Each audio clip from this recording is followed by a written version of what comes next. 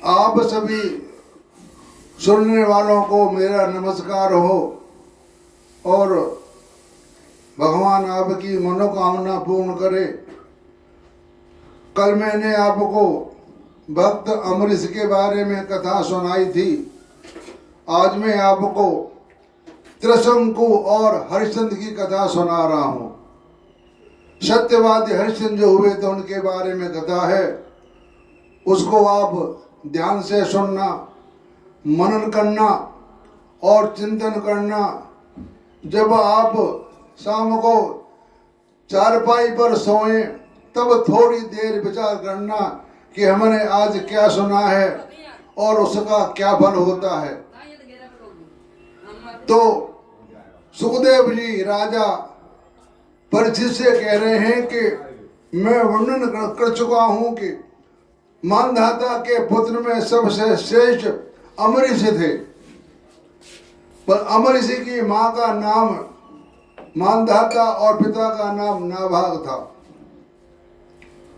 उनके दादा युवनाश ने उन्हें पुत्र रूप में स्वीकार कर लिया और उनका पुत्र हुआ यवनाश और यवनाश का हारित मानधाता के वंश में 3 अवान्तर गोत्रों के प्रवर्तक हुए।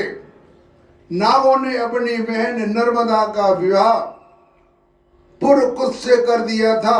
नागराज वासुकी की आज्ञा से नर्मदा अपने पति को रसातल में ले गई।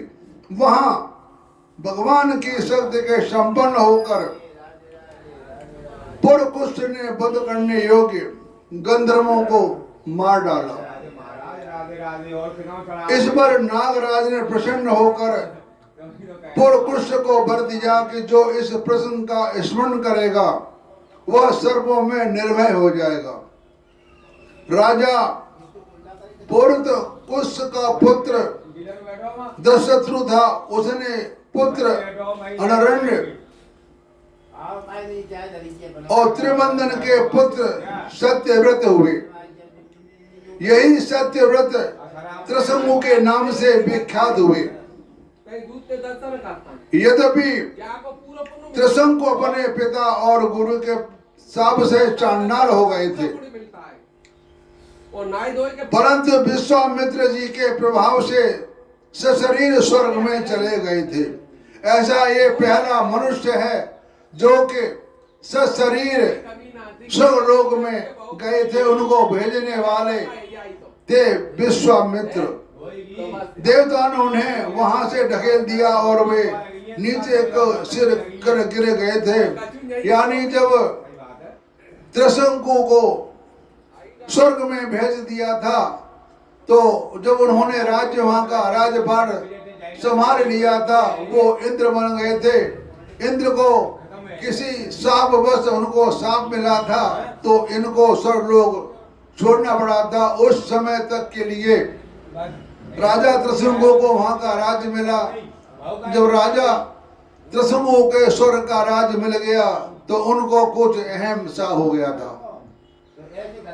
तब जब उनको अहम हो गया और वो इंद्र महाराज की पत्नी सची के साथ समझने लगे कि अब तो यह मेरी पट रानी है। मतलब उनके मन में कुछ ऐसा आया कि अब मैं यहाँ का राजा हूँ, जैसा मैं कहूँगा वैसा ही होगा। इधर राजा इंद्र का शाप पूरे होने वाला था और इधर देवताओं ने गुस्से में आकर के त्रिशंकु को स्वर्ग से ढकेल दिया और वो नीचे आकर के जब गिर रहे थे तब त्रिशंकु ने कहा कि मैं तुझको नीचे नहीं आने दूंगा, मैं तुझको बीच में ही लटका दूंगा और वहीं पर रहना, तुम मृत्यु लोक में नहीं आ सकते। तो विश्वामित्र ने एक ऐसा बाण छोड़ा कि त्रिशंकु को जब ऊपर से धक्का मार दिया था तो वो बीच में आकर के अटक गए और आज तक वो वहीं पर लटके हुए हैं, यानी वहीं पर विराजमान हैं। त्रिशंकु के पुत्र थे हरिश्चंद्र। उनके लिए विश्वामित्र और वशिष्ठ एक दूसरे को शाप देकर पक्षी हो गए और बहुत वर्षों तक लड़ते रहे। हरिश्चंद्र के कोई संतान नहीं थी। इससे वे बहुत उदास रहा करते थे। नारद के उपदेश से वे वरुण देवता की शरण में गए और उनसे प्रार्थना की, यदि मेरे पुत्र होगा तो मैं उसी से आपका यजन करूंगा। वरुण ने कहा ठीक है। तब वरुण की कृपा से हरिश्चंद्र के रोहित नाम का पुत्र हुआ।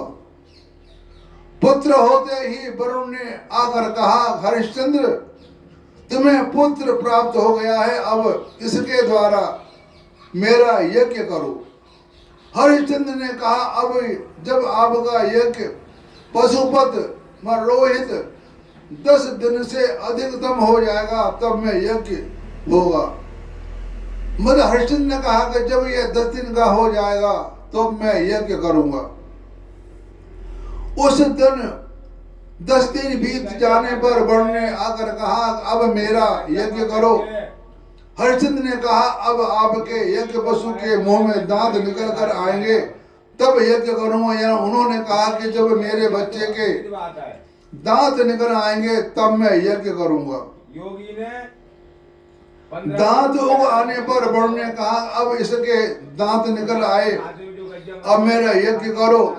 हरिश्चंद्र ने कहा, जब इसके दूध के दांत गिर जाएंगे तब यह यज्ञ के योग्य होगा। दूध के दांत गिर जाने पर वरुण ने कहा, अब इस यज्ञ पुरुष के दांत गिर गए, मेरा यज्ञ करो। हरिश्चंद्र ने कहा कि जब इसके दोबारा दांत आ जाएंगे तब यह पशु यज्ञ के योग्य हो जाएगा। दांतों के फिर उग आने पर वरुण ने कहा, अब मेरा यज्ञ करो। हरिश्चंद्र ने कहा, वरुण जी महाराज, क्षत्रिय पशु तथा यज्ञ के योग्य होता है जब वह वचन कवच धारण करने लगे। इस प्रकार राजा हरिश्चंद्र पुत्र के प्रेम से हीला हवाला करके समय टालने लगे। इसका कारण यह है कि पुत्र स्नेह की फांसी ने उनके हृदय को जकड़ लिया था। वे जो जो समय बात बताते वरुण देवता उसी की बाट देखते। जब रोहित को इस बात का पता चला कि पिताजी तो मेरा बलिदान करना चाहते हैं, तब वह अपने प्राणों की रक्षा के लिए हाथ में धनुष लेकर वन में चला गया। कुछ दिन के बाद उसे मालूम हुआ कि वरुण देवता रुष्ट होकर मेरे पिताजी पर आक्रमण किया है, जिसके कारण वे महोदर रोग से पीड़ित हो रहे हैं। महोदर कहते हैं शुगर की बीमारी को। तब रोहित अपने नगर की ओर चल पड़ा, क्योंकि रोहित को जब पता लगा कि मेरे पिताजी वरुण देवता के लिए पशु यज्ञ करेंगे। पशु यज्ञ में यह होता है कि उसकी बलि चढ़ाई जाती है। जब यह बात पता लगी रोहित को तो वो वन में चले गए घर छोड़ करके। परंतु इंद्र ने आकर उसे रोक दिया। उन्होंने कहा, बेटा रोहित, एक पशु बनकर मरने की अपेक्षा तो पवित्र तीर्थ और क्षेत्रों का सेवन करते हुए पृथ्वी में विचरण ही अच्छा है। इंद्र की बात मानकर वह 1 वर्ष तक और वन में रहे। इंद्र ने मना कर दिया, अभी तो अपने घर पर मर जाओ, इससे अच्छा है तुम यहाँ पर वन में ही रहो। इसी प्रकार तीसरे, चौथे और 5वें वर्ष भी रोहित ने अपने पिता के पास जाने का विचार किया, परंतु बूढ़े ब्राह्मण का वेश धारण कर हर बार इंद्र आते और वे उसे रोक देते थे। इस प्रकार 6 वर्ष तक रोहित वन में रहे। 7वें वर्ष जब वह अपने नगर को लौटने गए तब उसने अजिगत के उनके मझले पुत्र सुनह सबको मोल ले लिया और उसे यज्ञ पशु बनाने के लिए अपने पिता को सौंपकर उनके चरणों में नमस्कार किया। तब परम यशस्वी एवं श्रेष्ठ चरित्र वाले राजा हरिश्चंद्र ने महोदर रोग से छुटकर पुरुष मेध यज्ञ द्वारा वरुण आदि देवताओं का यज्ञ किया।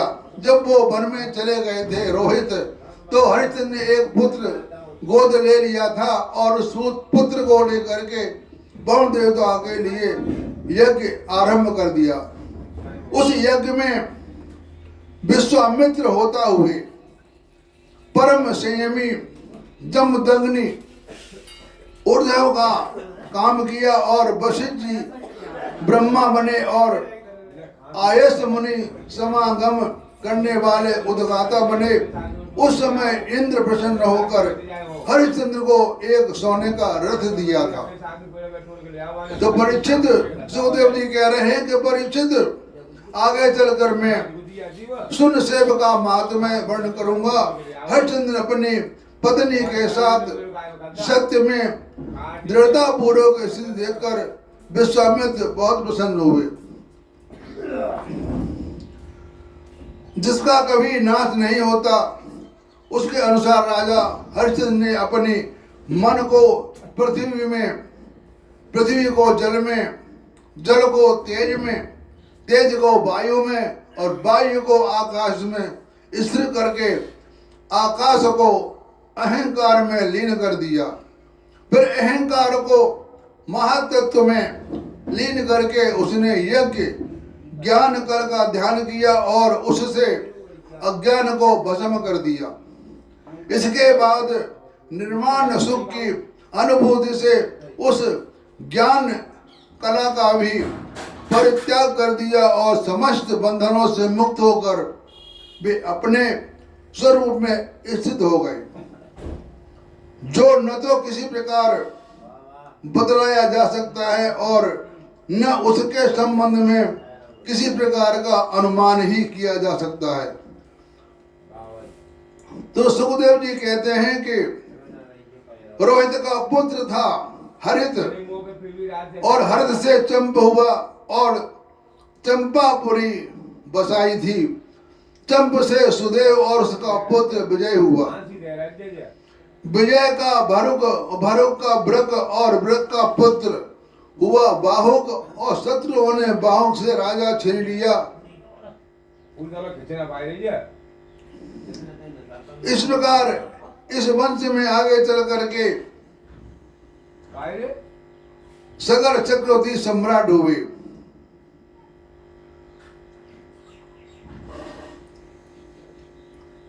जो सगर पैदा हुए थे उस गर्भ पर उस विषय का कोई प्रभाव नहीं पड़ा, बल्कि उस विष को लेकर हुए ही एक बालक का जन्म हुआ, जो घर के साथ पैदा होने के कारण सगर कहलाए।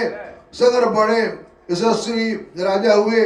अब यहाँ से कथा चालू हो जाती है सगर महाराज की।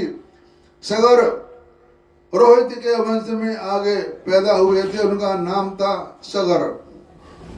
उन्होंने पृथ्वी खोद कर समुद्र बना दिया था और सगर ने अपने गुरुदेव औरव की आज्ञा मानकर तालांजंग, यवन, शक, है और बर्बर जाति के लोगों का वध नहीं किया, बल्कि इन्होंने विरूप बना दिया।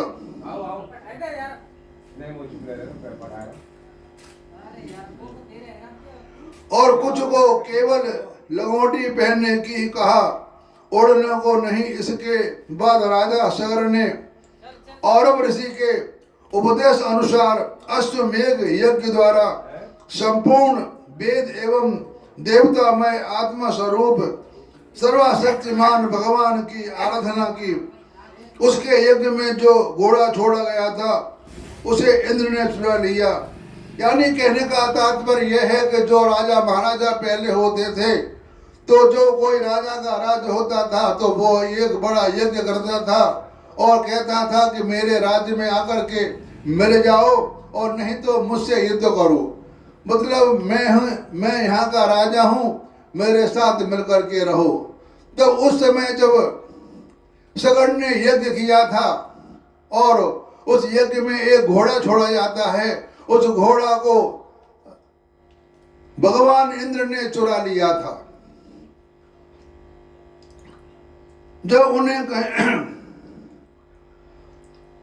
उस समय महारानी सुमित के गर्भ से उत्पन्न सगर के पुत्रों ने अपने पिता के आज्ञा अनुसार घोड़े के लिए सारी पृथ्वी छान मारी। जब उन्हें कहीं घोड़ा न मिला तो उन्होंने बड़े घमंड से सब ओर से पृथ्वी को खोद दिया। खोदते खोदते उन्हें पूर्व और उत्तर के कोने पर कपिल मुनि के पास अपना घोड़ा दिखाई दिया। तो घोड़े को देखकर वे 60,000 राजकुमार शस्त्र उठाकर यह कहते हुए उनकी ओर दौड़ पड़े कि ये हमारे घोड़ों को चुराने वाला है।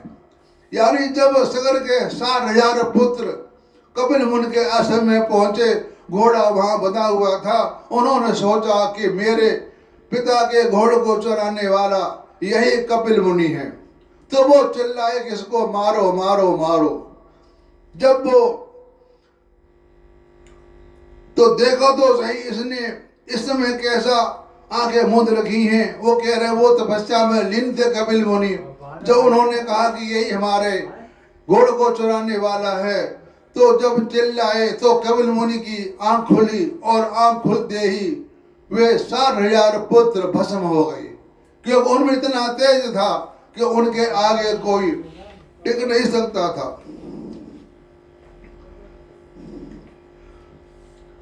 तो यह संसार सागर एक मृत्युमय पथ है, इसके पार जाना अत्यंत कठिन है। परंतु कपिल मुनि ने इस जगत में सांख्य शास्त्र की एक ऐसी दृढ़ नाव बना दी जिससे मुक्ति की इच्छा रखने वाला कोई भी व्यक्ति उस समुद्र के पार जा सकता है। सांख्य योग कहते हैं ज्ञान योग को। एक सांख्य योग होता है और एक भक्ति योग होता है। कपिल मुनि ने अपनी माता को ज्ञान दिया था, तो वे केवल परम ज्ञानी ही नहीं स्वयं परमात्मा है। उनमें भला यह शत्रु और यह मित्र इस प्रकार की भेद बुद्धि कैसे हो सकती है। तो सगर की दूसरी पत्नी का नाम था केशिनी। उसके गर्भ से उन्हें असमंजस नामक पुत्र हुआ था। असमंजस के पुत्र का नाम था अंशुमान। वो अपने दादा सगर की आज्ञाओं का पालन तथा उन्हीं की सेवा में लगा रहता। असमंजस से पहले ही जन्म के योगी थे। संग के कारण वे योग से विचलित हो गए थे, परंतु अब भी उन्हें अपने पूर्व जन्म का स्मरण बना हुआ था। इसलिए मैं ऐसे काम किया करते थे जिनसे भाई बंधु उन्हें प्रिय ना समझें। वे कभी कभी वे अत्यंत निंदित कर्म कर दे बैठते और अपने को पागल सा दिखलाते। यहाँ तक कि खेलते हुए बच्चों को शरीरों में डाल देते।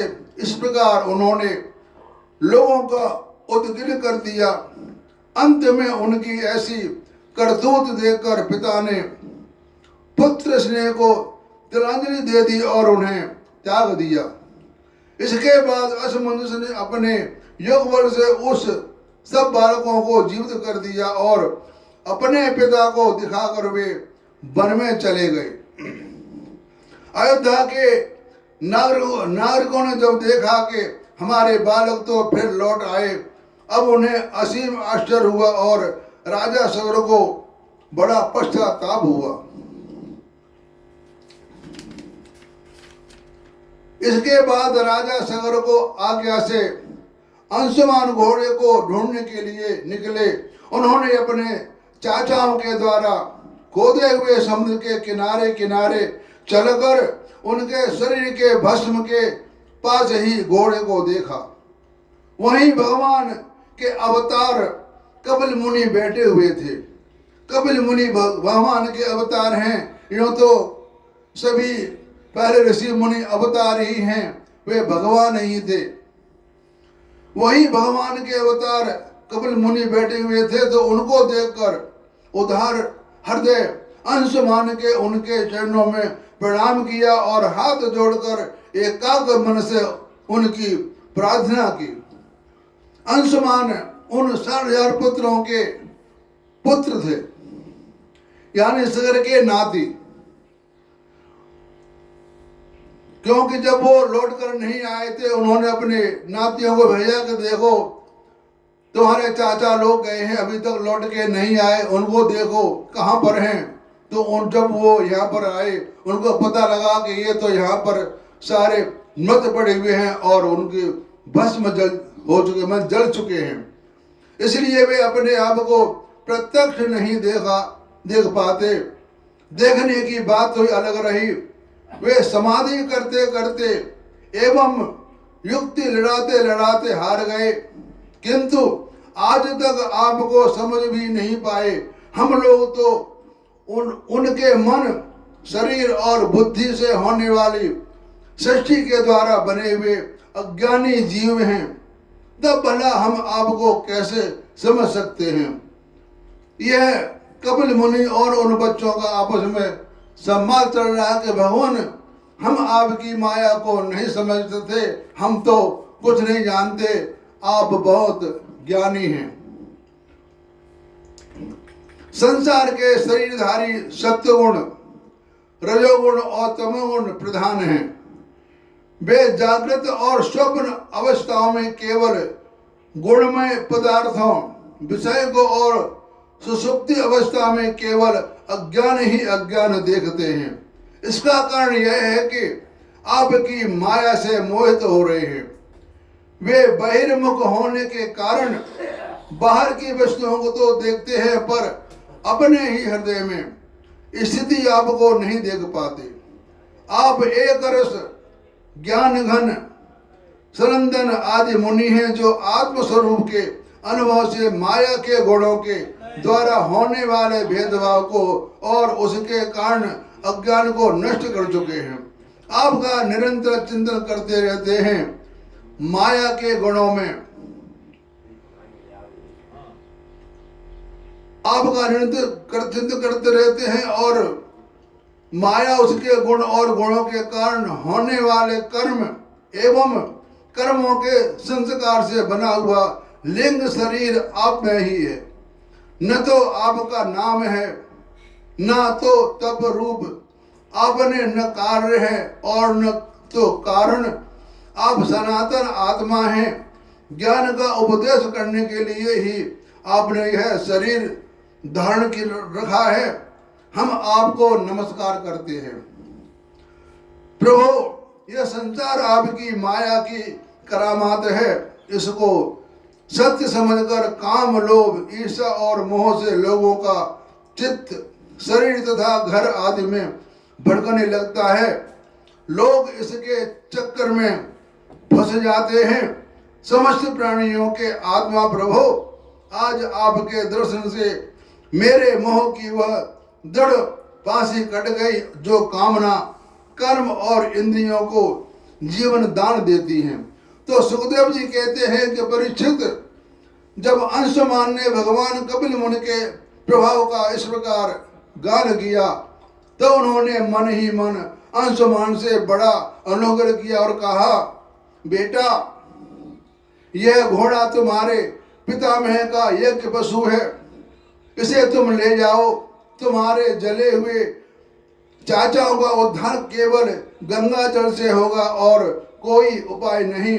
अंशुमान ने बड़ी नम्रता से उन्हें प्रसन्न करके उनकी परिक्रमा की और घोड़े को ले गए, और सगर ने उस यज्ञ पशु के द्वारा यज्ञ की शेष क्रिया समाप्त की।